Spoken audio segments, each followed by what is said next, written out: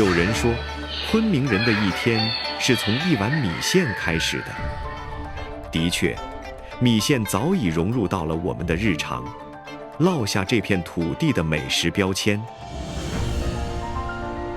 我们有自己的爱情套餐：过桥米线、鲜花饼、木瓜水。说起过桥二字，资深食客们有着自己的理解。瓷碗为桥，滚汤为河，将生鲜食材渡至熟美的彼岸。鲜花饼，外皮酥得掉渣，裹着厚厚的玫瑰馅，再就着一碗晶莹剔透的木瓜水，和着浓浓的玫瑰花酱，顺着食道滑下，燥热立即被抚平。一饼一水，每一口都是民间的智慧。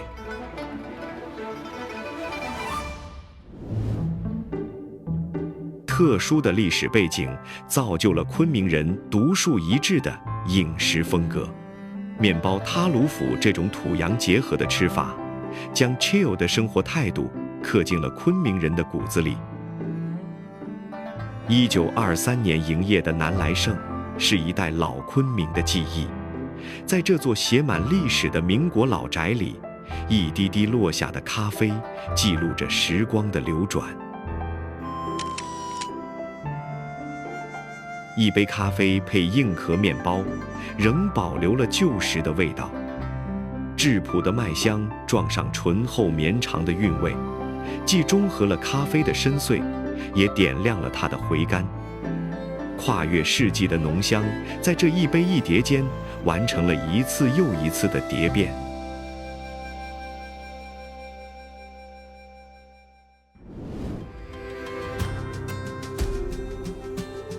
新古典主义的拱廊托起云南的山水之味，仿佛繁花里的上海风情遇见了云南的野性。这座连续8年蝉联必吃榜的餐厅，用舌尖的时空穿越，诠释着黑珍珠级的滇菜美学。揉、擀、抹，一起千层之酥。油润的薄皮裹着咸香的馅料，是碳水与脂肪的交响曲。汽锅鸡的精髓在于锅中的空心气嘴，实现蒸汽变汤，原汁原味，鸡汤鲜甜不油腻，堪称至味。草芽犹如稻田中的白玉簪，是唯有守在灶边才能尝到的一口鲜甜。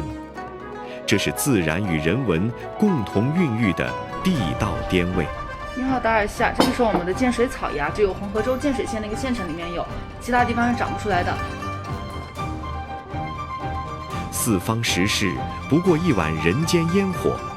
老昆明的味道藏在五华街头这碗滚烫的米线里，凝于醇厚的咖啡中，飘在蒸汽氤氲间，在这烟火中悄然绘下了最温暖、最悠长的一笔。